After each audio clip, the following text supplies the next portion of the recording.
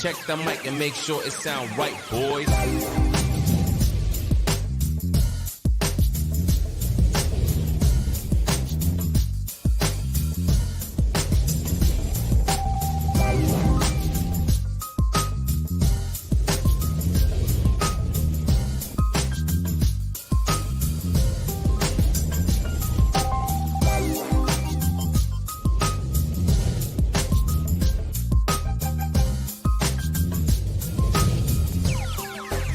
Sound right, boys.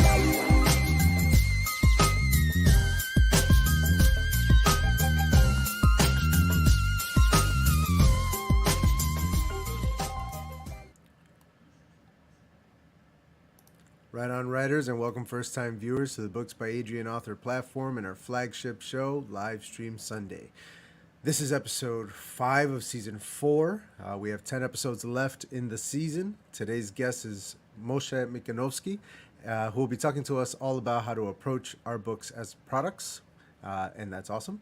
So if you enjoyed today's episode, please join us each and every Sunday, 4 p.m. Eastern Standard Time, same channel every week. I thank each and every one of you for your time. Thank you for being here. If you are new to the channel and you enjoy the episode, please leave a like on the stream and hit that subscribe button. It's the best way to support this channel without actually spending any money. As you can see here, I'm going to pull it up on my screen. Only half of you are actually subscribed. Out of everybody watching my videos, 50% of you are subscribed and 50% of you are not. What's holding you up? Just hit the button. It's really easy. Just do it. All right. Let's see here. Now, other than hitting the subscribe button, oh, by the way, we set a goal for 500 subscribers by the end of Livestream Sunday Season 4. If we hit that goal, it opens up some community features for the channel that'll bring us a lot closer together and make it easier for us to do things together. So go ahead and hit that subscribe button. If you didn't make it to the live show and you're catching this on the replay, leave a comment down below and let us know about, what's the thing about your book that you're really excited to market. And if you're a reader rather than an author, tell us the marketing hook that grabbed you and made you buy a book that you didn't otherwise know anything about. Lastly, the comment of the week. Let's see here. The comment of the week. It comes to us from Jason Perry, who was just giving us some props. Great looking channel. Met over on Doc's live stream. Subscribe. Looking forward to going through the videos. I chose this one because he mentions Doc Rock. The great and powerful Colin Clark has turned me on to Doc Rock, and I'm hooked. This is an author on AuthorTube, with an incredible channel, an incredible live show, and just very knowledgeable, a very cool, laid-back kind of guy. I dig his show a lot. So again, for everybody who's here for the first time, I'm Adrian. Our guest today is Moshe Mikanovsky. Please subscribe. Let's hit the like, comment, subscribe, all that good stuff. The show today takes place in 3 parts. The first part is a topic discussion. In this case, your book is a product. The second part is the interview itself, and we wrap everything up with the live chat Q&A. So while the show is going on, please label any and all questions for Mr. Mikanovsky with a Q so that I can easily find it later on when I'm collecting questions for the live chat section. Don't forget to join the newsletter and consider joining the Patreon too. Okay, that is quite enough of the business. Let's get into the good stuff. Mr. Mikanovsky is our guest today. He's the author of The Resurrector, which released in January, I believe, with New Degree Press. The Resurrector is a fantasy novel taking place in Israel, where Mr. Mikanovsky is originally from. In his day job, he's a digital product manager and the co-host of a podcast. So he's a busy man. Let's not make him wait any longer. Please help me to welcome Moshe Mikanovsky to the show.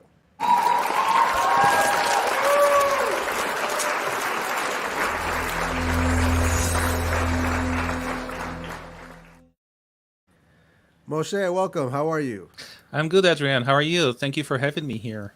I am very well. Thank you for asking, and thank you for being here. It's my pleasure to have you. It's going to be a good show. I'm so glad that you're here. I'm really excited to talk to you about everything. Let's go Perfect. ahead and take a moment to introduce you properly to our audience. Go ahead and take the floor and let us know who you are, where you're from, and what you're currently working on. Perfect. So my name is Moshe, and I'm originally from Israel. These days, I'm living in Toronto, in Canada. I've been living outside of Israel for about 25 years. I was in Michigan for a few years, and then I moved here to Toronto. My background is in software development, and these days in digital product management, like you mentioned before in the intro. And I love writing. And as you mentioned, my book, The Resurrector, was published in January. I took me a while to write it and to get it to publishing, so it was a very long process and journey, which I'm sure we'll get to it also later on. I have three amazing girls, and life is good. That's beautiful, man. Thank you very much. Hmm.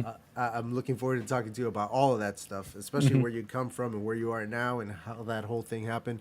Let's not waste any more time. Let's dive right into the topic of the day. Let's see here. If only I could learn how to do this.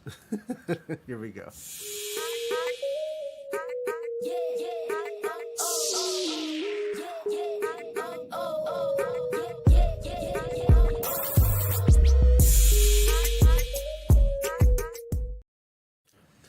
So, as a digital product manager, you must have unique insight into the packaging and marketing of a book. So, walk us through the concept of our book as a product. What are you talking about when you say that?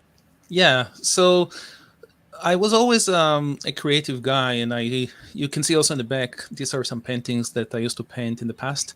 The book is kind of over there on one of the paintings. But in general, when I was doing that, I was always feeling very attached to the work I was creating. I had to do it because I love it. I have to create it because that's what I want to do and not what people are telling me to do. But I was also trying to sell it in the past, and it was very, very hard. I painted so many pictures and I tried to sell it in so many places, and it really didn't really sell much. Now, I didn't want to sell myself and change what I like to paint. But then when I got into writing and I got to write my book, I decided to approach it in a different way.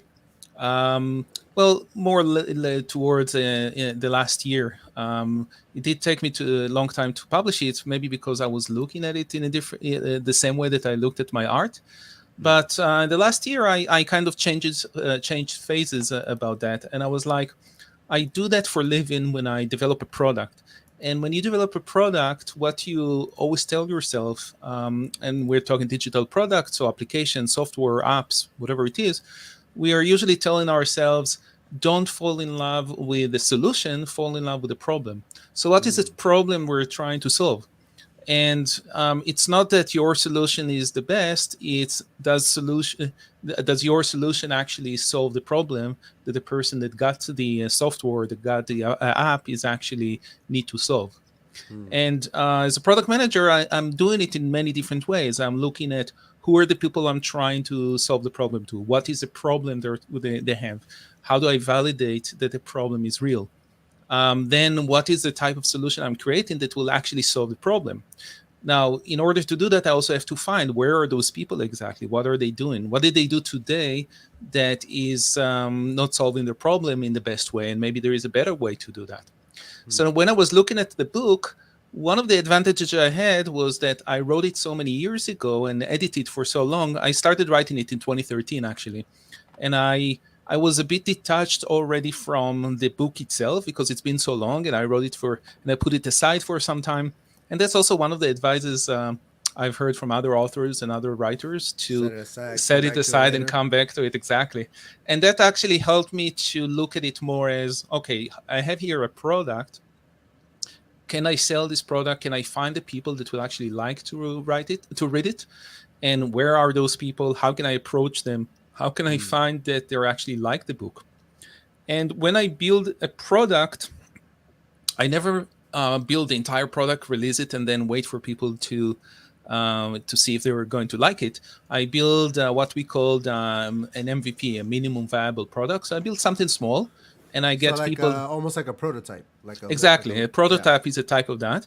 And I build that and I get some people to try it out and then they give me feedback. And then based on the feedback I get, it's better and better and better. And here I already had the book, but I knew that I need beta readers. Beta readers is really part of that. And this is something that I've done in the past, but I didn't put what, I didn't associate it with the same way that I build the product. But this is I'm really when beta you reading do. for a friend right now. Excellent. But for this book, I did it with the entire book. I gave the entire book to a few friends. For my next book, I want to do it by chapter. So rather than give them the entire book, I will give them chapter by chapter and get to see what feedback can they give me, etc. So even in smaller iterations. So I was looking to see where are the readers, what type of readers are going to like the book that I wrote.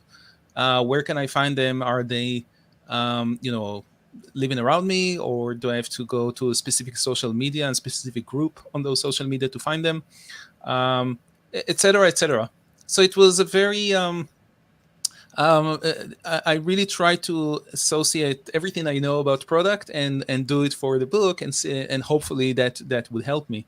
Another thing, when I had the different designs for the cover, so I worked with my designer from New Degree Press to come up with several options, and then I did a few surveys with people that already. I did a pre-sale of the book, so people that buy the book, and also my community on my social media, to ask them for that feedback and to really see what will resonate with people, what will not resonate with people. So every step of the publication, I try to get as much feedback as possible from the people that will actually be um, maybe The my audience, users, yeah, the the audience. actual, Yeah. yeah. So in Very product, I'm interesting. calling them users, and here it's Yeah. the readers, right? Yeah, and the readers. That's so interesting because in so many, different, sometimes in movies or TV shows, they depict that process of bringing people into a room, showing them a thing, getting their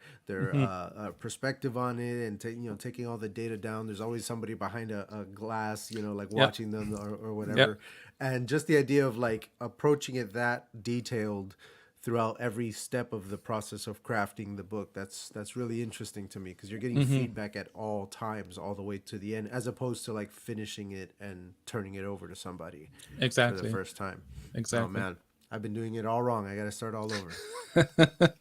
There's a never too late to actually get to try that out. So, and I think that it could work for different people in different ways. So, it really you don't have to go all the way to find this room with one side a mirror that you look on the other side or stuff like that. Yeah, This the that interrogation room. exactly. Even in my line of work, I've never done that. But especially with the internet these days and remote working, and Sure. people being with so many tools we have online, there is actually a lot of tools that enable us to do these things for digital products. Mm. For books, maybe there is a place for something new out there. I'm not really sure. That will be an interesting things to see. Is it enough just to send them a chapter or send them a book and get feedback, or Mm. maybe there should be more, like maybe a camera that look at their eyes, how their eyes drift along um, the manuscript when they read it. Maybe that will help. I don't know. Isn't there that program where it shows on the document where your eyes are at all times? Like wives use it to see if their husbands are looking at women. You know what I mean? Like it shows you where your eyes go.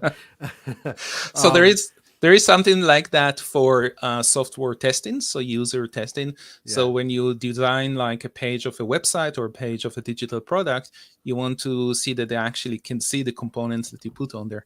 So user experience designers, they do that, and I think there are software like that that actually capture their eye movement and see where they can look, or at least what places they touch, and this way they can see a heat map of that. Reading books, I think it's a much more complex thing, and it's probably also different people read in different ways. Yeah, and different people also take different lengths of time to read a book. You know, Hmm. one Hmm. person might take a month to read the same book that somebody else reads in one sitting.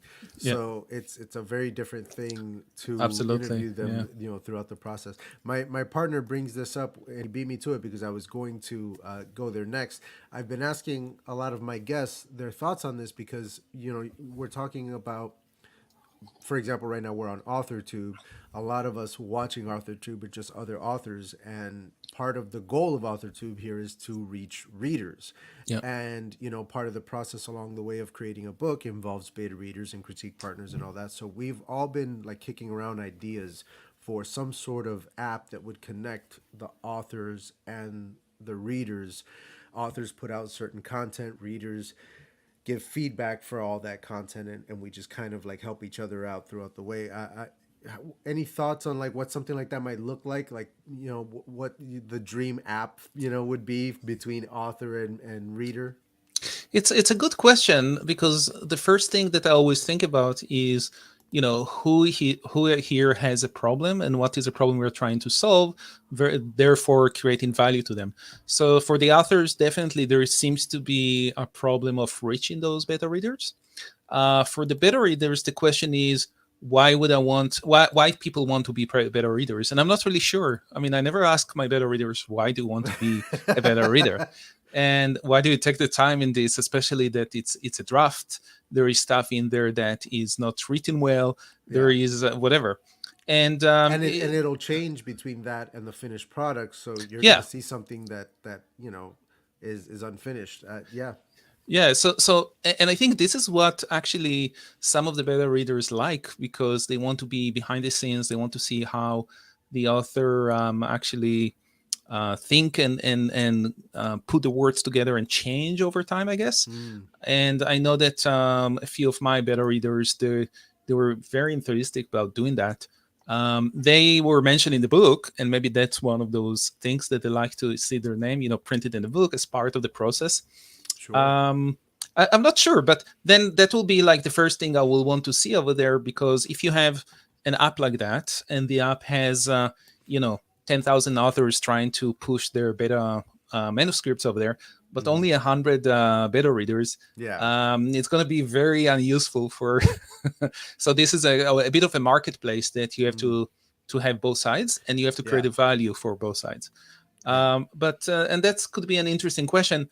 I'm definitely game to look into that with you or anyone else that listen here that might be interested, because I'm always looking for this type of interesting product ideas or problems to solve as a Mm. product.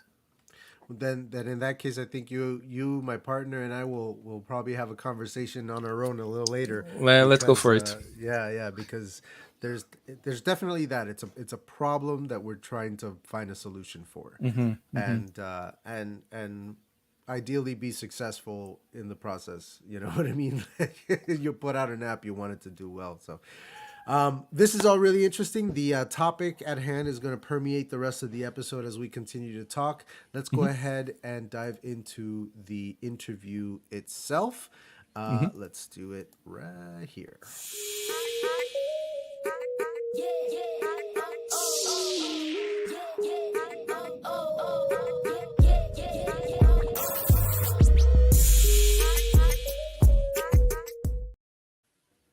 All right. Moshe, would you please fill us in a little bit about what it's like coming up in Israel and how you got here?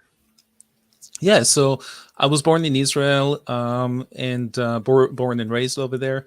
I'm also from modern Orthodox Jewish background, and I lived in that type of a city that is quite religious in Israel. And I grew up and went to religious schools, etc. Then I went to the army, which is mandatory in Israel. So I did. That's actually where I started my career as a software developer. And after the army, I got married in the last year of the army. Also, my wife is from Israel, from a very similar background. And then after the army, I found my first job as a software developer, and they relocated me to the States. Israel has a huge high tech and startup scene. If anyone is familiar with the Startup Nation, it's a great book to read about the reasons for that, why there are so many high-tech companies over there. It was many people think that Israel is a very dangerous place to live on a daily basis, but it's like any other place that everyone live and live happily. Yes, there are problems with the security and stuff like that, but I had a very good childhood, and it was a lot of it is actually reflected in the book. So when I wrote The Resurrector, I drew from that background and from that environment and tried to put it in the book because, it's easier to write about something you know. Yeah, it's I work in hospitality. I work in a hotel, and folks will check into the hotel from some other place and inevitably ask something along the lines of, "Is this a safe area? Can I leave my stuff in the car? Can I?" And I'm just like, it. I don't. Everywhere is like people. Bad people exist everywhere. It's not like any one Absolutely. place is safer. The safest neighborhood in the world, somebody could just choose to go in there and do something horrible. So Yeah. I don't know. And when you talk about Israel and how everybody's always talking about how dangerous it is, like you're right. Like it's probably a perfectly fine place to live with its own problems, just like everywhere else. Yeah. It's a great But place. so, as a developer and a creative person together, we had Shay mention it. She's in IT and coding and stuff like that. So, a bunch of brainiacs also delving into the creative side of things. I love seeing that from you guys. That's really cool. Let's touch in with the chat very quick because they've been throwing up some stuff. Beta reading is at its heart very close philanthropic. Let's see here. Oh, this is that was a good question to put on beta arc reader applications. Why do you want to read this story? So like a way of kind of like, filtering through the people who actually want to take part in it. Yeah. Oh, thank you. She's so nice. And it looks like you're teaching Richard some stuff. He'll be implementing techniques into his Perfect. stuff. So how did you get into digital product management? What's the way into that? Like, what's that like? Yeah, it's an interesting thing because a lot of people in product management also talking about that, how to get it. A lot of people are trying to get it. And for me, it came from my background in software development. So for 20 years, I was on the engineering side, developing the software. And I never really had back then in any of the jobs that I worked, I never had any product managers. In the past 10, 15 years, it became a thing much more than it used to be back then. First, it started from marketing, actually. But then it became something like that is part of what we call the product team, which is the development, the design, and the product people. And it was part of it was getting tired with learning new software development languages all the time because they're changing rapidly, and then you have to get on it. Some of it was because I really love that place between the users and the business where they're having problems they're trying to solve, and the Where they're users trying to that connect.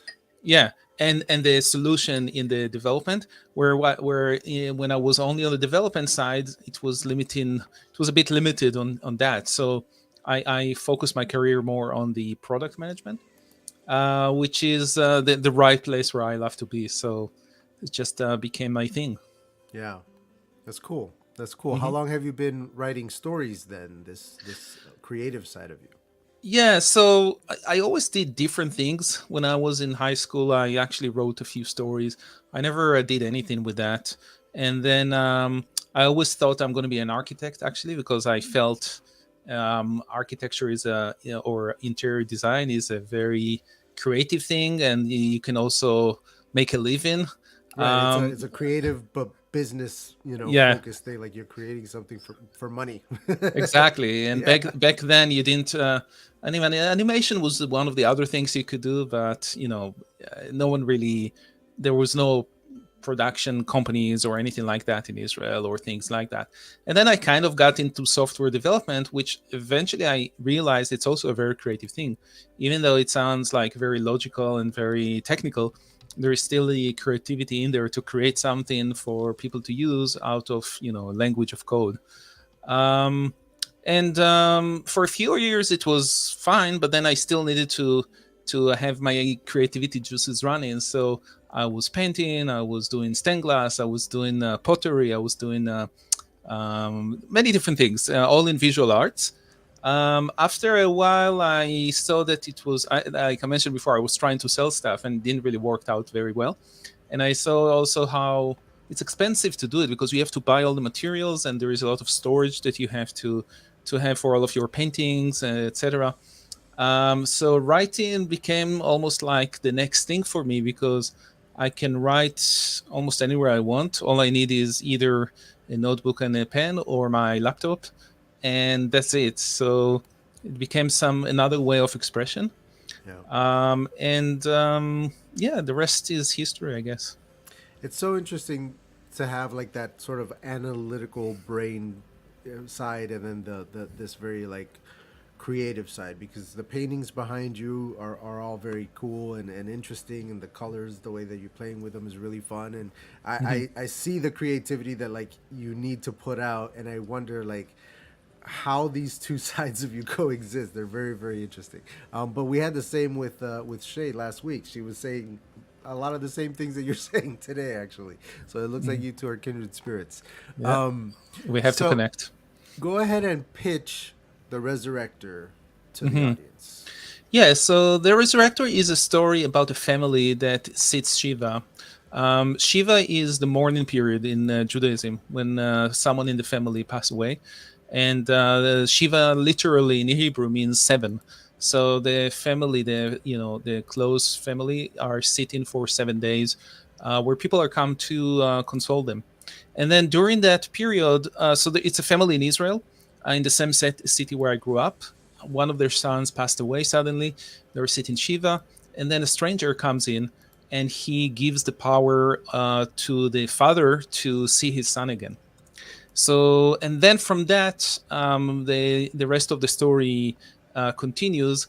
What the father is seeing, what happens with him, who is that stranger, who is the resurrector, and for the rest, you will have to read the book. Yeah, so it's a good pitch, man. That definitely makes you want to pick it up. It's like, who is the Resurrector? What is happening there? That sounds awesome. That sounds really, really cool. Thank you. Now, it's described in your in the form that you filled out to be on the show. You described it very specifically with words that I don't normally see together, like magical realism and stuff like that. Tell me a little bit about like how you would describe this book's genre or whatever. Yeah, I actually had a hard time to define the genre of the book. It is a literary fiction because there is a lot of things about relationship between people, between the fathers and sons, etc. But that part of how the resurrector brings that power to the father, the father goes through this dreamscape, and that's the magical realism portion of the book, where he go through a journey with his dead son, that show him things and try to teach him some lessons, etc. So originally, when I wrote the first draft, it was more of a parallel world type of thing. But it kind of morphed into this dreamscape writing. Um, yeah, I wasn't sure, is it fantasy? Is it urban fantasy? Because it's not high fantasy. There is no Right. dragons or elves or anything like that. Urban fantasy, it wasn't that urban. It was, so I kind of landed with magical realism. Yeah. See, I always try to keep it simple. If there's magic in it, then you can feel safe just calling it a fantasy in general. You know what I mean? Like you can get very specific Yeah. with these little niches, and you Yeah. should if you're thinking of it as a product, as we're talking about. But in general, if there's magic in the book, then genre wise, it's probably a fantasy. But you're right, because that it sounds like the times in which it's taking place and everything. It's very interesting. We have in regards to the Resurrector's proposition, it sounds amazing and tempting, but also like it might not be the best thing. You're like, yeah, I think that's where the interest for the book comes in, because it's like, that's not going to be good. That's not going to end well. Magical realism is becoming more common, and I'm loving the growing respect and support it's getting. Absolutely, yeah. That's a good comment. Someone else told me that I could call me maybe speculative. That is another way. They said that magical realism it might be a bit more literary when people are talking about it, like in universities or in literary reviews of books, where speculative is more like the common thing that some people will see in there. Gotcha. I can tell you that one of the marketing routes I'm taking right now is to try to get the book to as many book clubs as I can. And book clubs are a bit more, I think, literary rather than fantasy. There are specific book clubs for specific things. And that's also one of the things that I'm trying to see, who is the persona for the book and which book club will be most likely to pick it up, etc. You gave me a good segue. I'm reminding everybody to go cast their vote for the Books by Adrian book club. I'm trying to shape it right now. Nice. So everybody click on that link after the show and go vote on that stuff. Perfect. I didn't even know you have a book club. That's great. I had forgotten that. Well, I don't, not yet. I'm trying to put one together. Yeah. So I had forgotten to bring it up, and when you said book club, I was like, oh yeah. Yeah. And it's another very interesting world to connect with people at book clubs, and I've been in book clubs myself, and people have different likes and different things that they want to read, etc. So that's another thing. Like if you if I define my book as fantasy, I believe that most people that only read fantasy or only fantasy book clubs will read it. Yeah. But magical realism makes it a bit different. Yeah. See, it's going to be interesting when I get to the point where I'm going to be looking for the audience for my book, because it's very genre bender. You know, it's hard to, when people ask me what it is, I'm like, well, you know, it's a sci-fi fantasy world, but it's a murder mystery, but there's an ensemble cast. You know, it's what I actually did to figure out my book genre. I went and I looked into other books that I liked that I thought would be kind of similar to that has similar aspects, and see how they are defined, what genres are defined.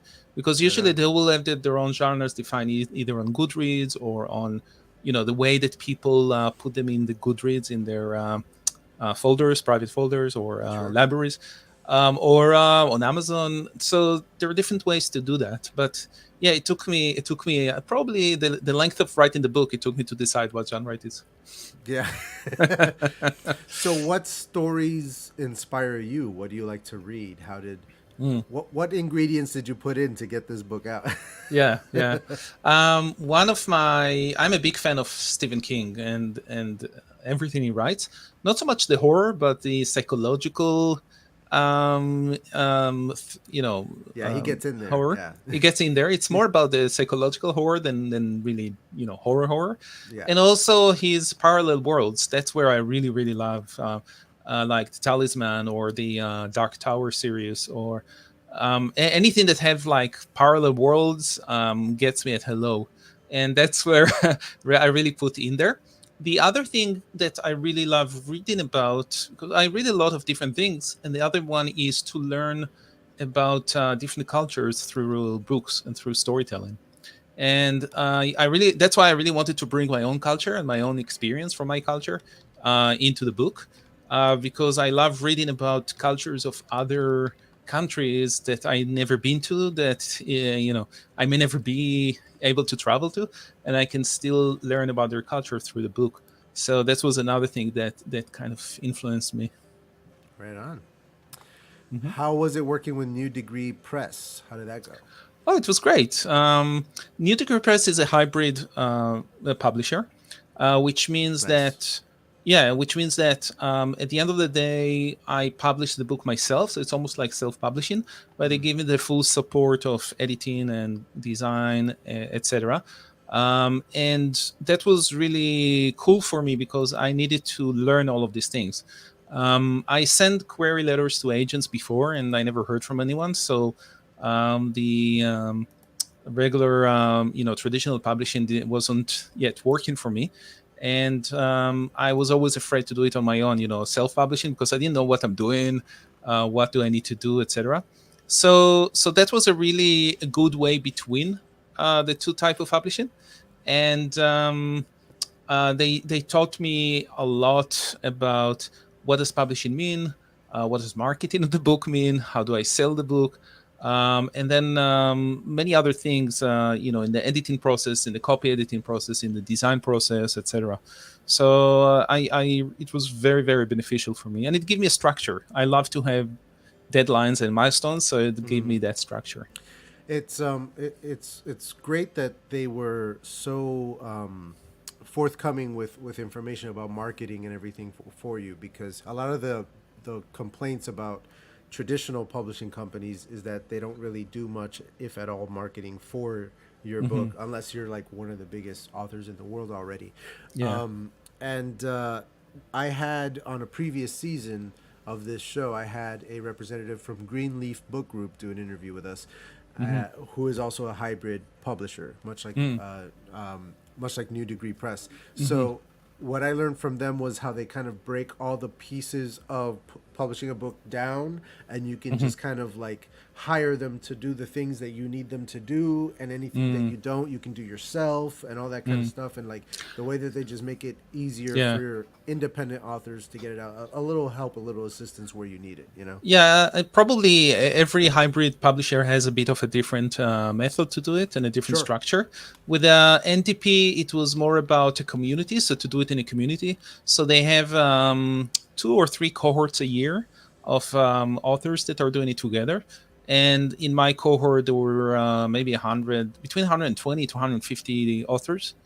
And so it's quite a big community that you have workshops with every week, so you can connect with them. And then you have all 9 tools to connect with everyone, and coaches from NDP that helps you if you need. So there is a lot of support.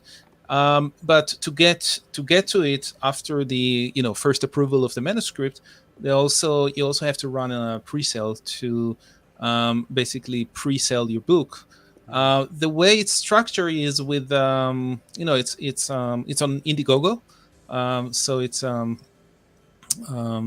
you raise the funds before, and they tell you exactly how much funds you need to raise for a specific type of book. So based on number of pages, if you want to do the basic is for ebook and paperback, but if you want to do also hardcover, or if you want to do audio, then you have to raise more funds. And then if you have more words, then you have to add that as well. And usually you're supposed to be successful with your campaign to be able to continue with the program. So there is that aspect as well. That's interesting. I haven't heard of it done that way before. That's very interesting. And for me, it was extremely interesting. And I think the hardest part was the pre-sale of anything. I love the writing. I love editing. I know lots of people, they don't like editing. I don't mind it at all. I'm in the thick of it right now with my first book, and it's a pain in the ass, man. It is a lot of work. It is definitely a lot of work. But I thought it was. I can tell you that the pre-sale was the hardest thing I had to do, mainly because I'm not a salesperson, but in that's also throwback to being a product person. In product, you have to work with the salespeople. You have to work with the marketing people, because they will sell the product. Right. They will market the product, and they will have their own needs from you about what they need in the product. And there is always this tension between what they need and what you have and all of that stuff. So what will happen is, as a product manager, we one of the things we're learning early on is that we need to have empathy to everyone. We need to have empathy to the users, what the problem is. We need to have empathy to the business, to the stakeholders in the business, and then we need to have empathy to the salespeople and the marketing. And doing the pre-sale of the book for 30 days, I needed to raise how much was it? $6,500. So it's not like, but when you sell a book after book after book, then it's a lot of sales that you have to do. Yeah, exactly. So I was writing hundreds of emails and connecting with hundreds of people that I know, and that's why I was able to at the end to make it. But it really gave me this empathy to the salespeople because finally I was doing it myself rather than rely on other people to sell. And it also really strengthened my understanding of what sales is all about. Nice. Yeah, I'm not a sales guy either. Throughout my life, I've had a bunch of different jobs, and the few times that I tried sales, I failed miserably because I just, it feels like you have. I don't know. I don't want to get into it, but I don't have the brain for that. So I hear what you're saying, where you have to like rely on something. Like, hey, can I borrow your brain for a minute? Like, can you help me do this thing? It's a different way of thinking. It's a different. You need to have also a very thick skin for rejection. You need Sure, to. So you learn about rejection. You learn about, following up, even though you don't feel like following up. You learn about a lot of things. sure, sure. Is your book a series or a standalone? Right now, it is a standalone. There is. I had some thoughts about writing a sequel, but I can't tell what it is because for that, it will expose a bit of the end of the story. So I don't want to Sure. do that. So there are ways I could actually write a sequel, but right now I'm working on a different story, a different book that is not related to the Resurrector, something completely new. Right on. Nice. Mm-hmm. How did marketing your book go, and what surprised you about the results? Like how, like you said, you're not a marketing guy. You're the product guy. So Yeah. delving into the marketing side of things, how did that challenge? Yeah, so part of it, New Degree Press helped me with different ideas about, where to market, how to market, etc. Writing different articles, different social media, building my social media presence, etc. I was lucky that I had a bit of a presence on LinkedIn with my product life, and that's where also I talked about building the book as a product because I didn't want to deviate myself just to be all of a sudden I'm an author. So I wanted to relate to everything I wrote about before. Um, but like I mentioned before, with the number of people that you have to approach and reach out, the volume to the percentage of people that actually will buy at the end, that's one of those things that I really wanted to. I really kind of like. I knew it before, but I never actually experienced it myself. So that Mm, was a good thing to learn. And then the different type of opportunities, like different channels for selling it, and that's why I'm trying to focus on book clubs because I'm trying to get into a few groups that will pick up the book and will buy it a bit in a bulk. I mean, some book clubs are just like 5-10 people, but still every sale is great, and every word out there that people will hear about the book will be amazing. um, when I wrote the book and I published it, my goal was not even to, sell it or to make any money out of it, even though it will be always great. And I think this is a bit reducing my expectations. My goal was to sure. show my daughters that you can, if you want to do something, you can do it. That if you have a dream and you are working hard to do it, even if it takes a long time, you can actually achieve it. And I achieved that goal, so I'm happy about that. And then Nice. everything beyond that is going to be a cherry on the cake. I love it. I love it. Hmm. And it shows that when your intentions are good starting out, what comes later is, like you said, it's all going to be cake later on. Like, you just Hmm. gotta have the correct intention going in, and put out something good. Yeah. I don't want to keep the live chat waiting any longer. We've got some questions from them. Let's throw them in here.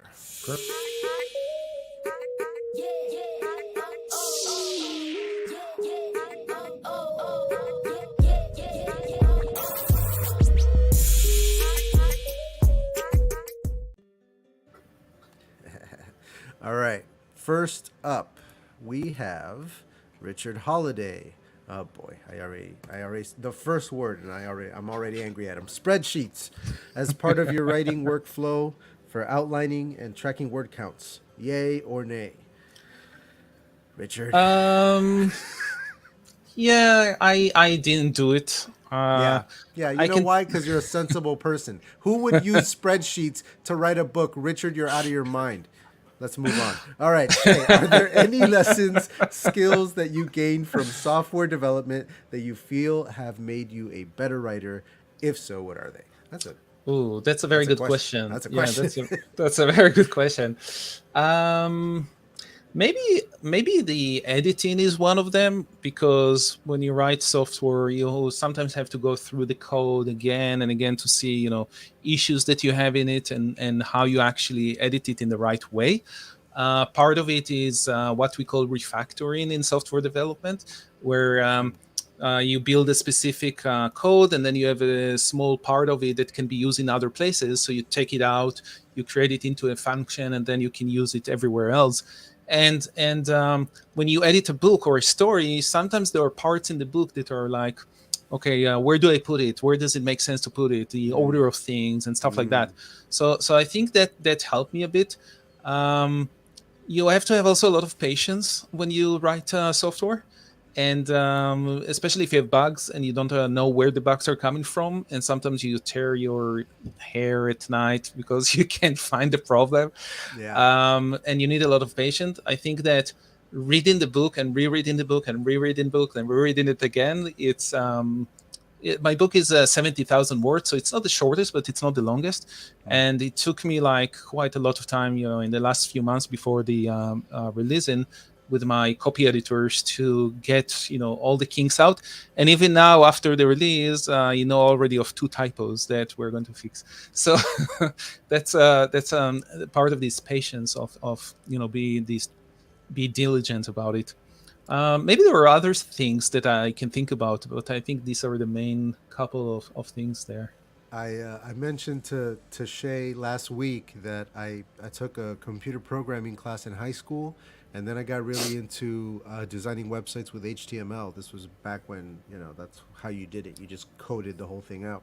Yeah. And I gotta tell you, man, there's nothing more frustrating than when you go to like see the preview of what you've done and it doesn't work, and you're going through every line of your code forever trying to find the one and then it's like a space bar. I forgot a space like right here. Let me just put, and then the Yeah. whole thing works. It's so frustrating. Why do we do this to ourselves? It's so funny. All right, is there a genre you want to write in but haven't attempted yet? If so, what do you think will make you take that leap? And if not, what would you suggest to an author nervous about genre? Yeah. It's all about There genre. is, yeah, there is a story that I want to write, which is historical fiction, which happens in the probably around 2,500 years ago. Uh, oh yeah, debugging is the worst. Debugging other people's Yes. code is the only thing Yes, worse. yes, that's true. That's true. Sorry, And continue. maybe that was one of the reasons I moved away from software development Yeah, and probably. went into product management, because I don't worry about it anymore. But yeah, historical fiction. I love reading about ancient Rome and ancient Egypt, and I read a few. And I read a few also ancient Israel stories in the past. There are a few really, really good ones. I have an idea for one story that I want to say, but I'm terrified to start it and write it. Part Okay. of it is because of the sheer, research that I have to do to get to it. Part of it is that it can also be politically incorrect to write it. So there is things like that.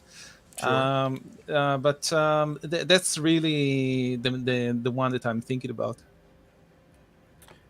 I had a friend stop by the chat just now and drop the bomb that she tested positive for COVID. So our thoughts are with you, Amelia. Feel better. Take care of yourself. Yeah, Orange be juice, well, be fluids, well. rest. Yeah. And, Thank you for being with us today. yeah, thanks for stopping by. Oh, she's so nice. Okay. So let's get the next question up here. All right. So this one is in 2 parts. It's from my producer here. In product marketing, the target avatar often defines what the product becomes. But with a work of art like a book, it seems like the product itself exists logically prior to its audience. So, what problems does this create, and what strategies do you use to find that audience? Yeah, and that's related to what I think I said before about creating the products from myself, from something I love to read, from something my experience, and not selling out because what people like to buy. Um, but I think that part of it is that you want it to be successful out there. I think you kind of have to detach yourself from that and see how can you actually be successful out there, and what does that mean to me is that people will read it and will enjoy it. So it's tough. I'm not saying it's not. It's definitely tough, and the story was there before. um, if It was important for me to stay true to my language, and it's a story. It was so with my editor, for example, my copy editor, sometimes they ask me to change a few things, and I was like, I don't really want to change it because it will change the way I say things. And then it was important for me to have the story in there that I'm telling. But if someone told me, you know what, this part of the story doesn't really belong here, or whatever it is, this is where we kill your darlings and you kill your darlings, etc. So I took the advice, and I decided, you know what, I can make that decision. And I got great feedback after that it did make the book better. So So that's part of like the whole having tests throughout the process as opposed to at the end.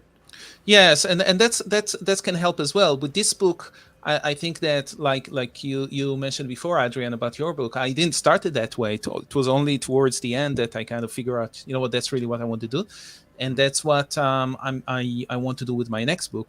So I have kind of like almost the first draft of my first book, and I'm editing like some of the earlier chapters so I can actually start sending them to people that will be interested to help me with the beta reading. But I don't even know the end of the story yet. So hopefully, yeah, so that hopefully will get me maybe some ideas, and it might morph the story in some ways. But I'm actually not too worried about that because I think that it will create a better story. Nice.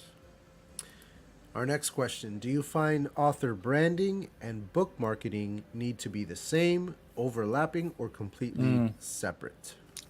It's a very interesting question. When I started this process with the New Degree Press, I first let me start a bit before. I found New Degree Press through LinkedIn. And the reason I was on LinkedIn is when COVID started, I was really terrified I will lose my job again. I lost my jobs in the past 3 times, and I didn't want to get through that again, being Sure. unemployed and looking for a new job. So I heard on LinkedIn about people building their personal brand. And I was like, okay, I need to do that. I need to build my personal brand so people will know me. And therefore, if I lose my job, I will be able already to, through the people that know me, to find a new job quickly. So I started writing almost every day about product management. I started my podcast about product that people are using in product management. And then I met with um, someone that was writing a book with, publishing a book with NDP, and they were looking for new people to publish books. So I contacted them. They accepted my book. And then I was like, okay, so they were talking about having your website, and some said your website can be your author website or it could be your book website. And I'm like, okay, what do I want to do? I already had a website for my product management. I was talking about product management. So I still think that personal branding is really, really important because at the end of the day, people buy from people. And that's what resonates with my buyers. They know me. Most of the people that bought in my pre-sale, I say maybe 99% of the people that bought in my pre-sale knew me. So they bought the book because they knew me and not because they thought the book is going to be awesome. They might be afraid that the book will be, really bad. But they But wanted to support you because they they knew wanted you to and support because they they were knew part of the it. community. So I think that author branding is really, really important. And I will not separate them. I will keep them together. So what I did on my website, I had my website is mikanovsky.com. and I did It's two in the link downstairs. subdomains. I did. Sorry. Oh, I was just letting everybody know the links are Yes. downstairs. And right, and I did two subdomains. I did on the main page. All you can do is go to either author or product, and then I have author.mikanovsky.com and product.mikanovsky.com. So people, I have this Nice. dual personality. So really, I think it's really about the author branding. The book itself, of course, is very important, but you will have more books hopefully in the future. So why market just one book at a time if you can already market yourself as the brand? You are the brand, and then this is an extension of your brand. Sure. And you know, a lot of the biggest authors in the world, they almost don't even need a market anymore because they have a community of fans that are always waiting for their next book. Whatever their next book is, they're going to pick it up if they love that author. So that's where that branding of the author comes in. And as long as, you know, everybody is looking towards the author, then whenever he puts something out, they're going to be there to get it. They're going to be there to pick it Yeah, up. yeah, yeah. Nice, nice. Okay, let's, since we're getting close to the end here, go back to a couple of the questions in the interview. Let's see here. Will you continue to market in the same way, or what changes might you make in future books based on lessons learned from your first? Yeah, I think that I will try to grow my network and as much as possible, so people will know that I'm coming with another book, and they will immediately want to, buy it because they know me. And that's also what I'm telling everyone that are trying to sell their first book. Don't wait for the book to be out there to try to build your network. Build your network right away, and even if it takes you a few years to get your first book out, yeah, people will already know you. And building your network is a lot of work. It's not like, oh, I'm just on a social media and that's it. It's a lot of posting. It's a lot of talking with people. It's a lot of meeting with them one on one. It's a Sure. lot of helping them with the things that they want or need. So they will return the favor to you later on. So there is a lot of building up, really Networking. a Sure. networking and a community around you. Um, and from that perspective, I think that I will try to do much more of that in the future. And other than that, I'm not sure. It's hard to tell. I think it will depend on the book itself. So the second book is also very it's a bit more adventure type of book, and it has also some magical realism slash fantasy in it, but it doesn't have that Jewish theme that I have in the first book.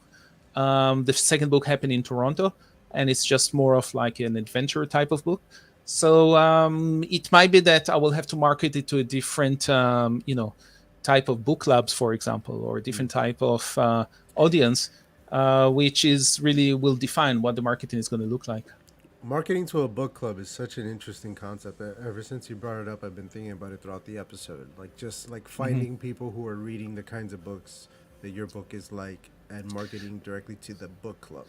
Yeah, You know, and right now that's what I'm doing actually with Jewish smart. book clubs across North America that are in synagogues and Jewish communities. And there isn't one list like that. I'm searching online and I'm connecting with them, one on one. So it's a lot of work as well.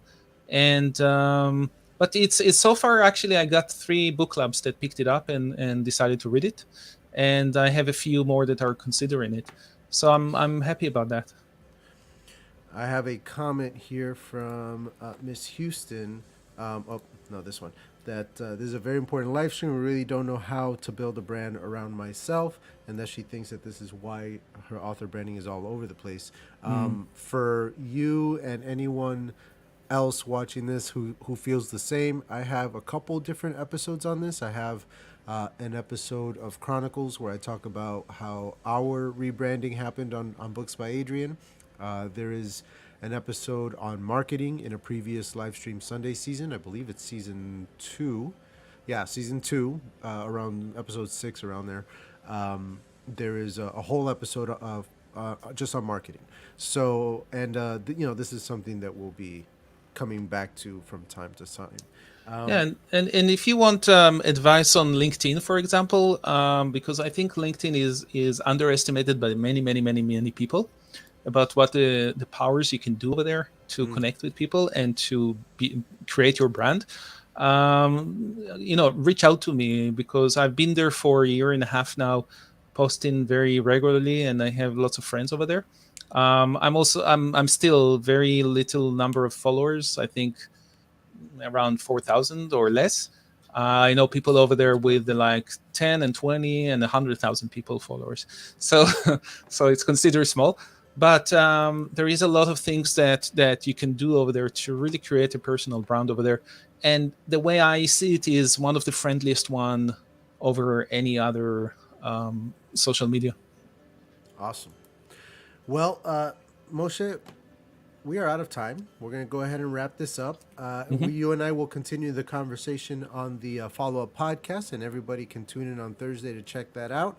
So Perfect. thank you all so much for joining us today for Livestream Sunday. If you'd like to hear more from Moshe, be back on Thursday for the Typewriters podcast. And that's going to premiere the video version here at 11 a.m. The Apple Podcast and Spotify audio-only versions will be available that same morning, so pick those up as well. Moshe, why don't you go ahead and say goodbye to the folks, let them know what you have coming up that they should be looking forward to, if anything. Yeah, thank you very much, everyone. Thank you, Adrian, for having me, and it was a pleasure with everyone question. I'm working now on the audiobook, so that is coming up. And actually, I have right now a sale this March for my book. Everyone that buy my book and send me a DM with the different with the proof of purchase, I will send also an ebook to any of your friends. So this way, it's like buy one get one for someone you love. And yeah, I'm excited about the audiobook, and hopefully within the end of the year, I'll be also announcing the second book that I'm working on. I'm excited to hear about that one. This first one sounds awesome. I can't wait to pick it up. Thank you. Thank you again, Moshe. As for me, folks, all of my sites, social media, playlists are all found in the description downstairs. Consider signing up for the newsletter as we're getting closer and closer to announcements for my debut novel coming out. And if you'd like to support the creation and publication of that novel, including professional editor costs, cover design, publication, all that stuff, consider joining us on Patreon. The link is downstairs for that. You would get early access to videos, exclusive access to the full uncut Breaking Bad commentaries, things like that. Well, thank you all endlessly again for being here. Everybody in the chat, the latecomers. I'm sorry that you're just getting here now. Ava, it's so good to see you. Hello. I'm sorry that we're already wrapping up, but thank you so much for coming. I appreciate you guys. I appreciate your support, and catch the replay. Right on, writers. We out. Take care.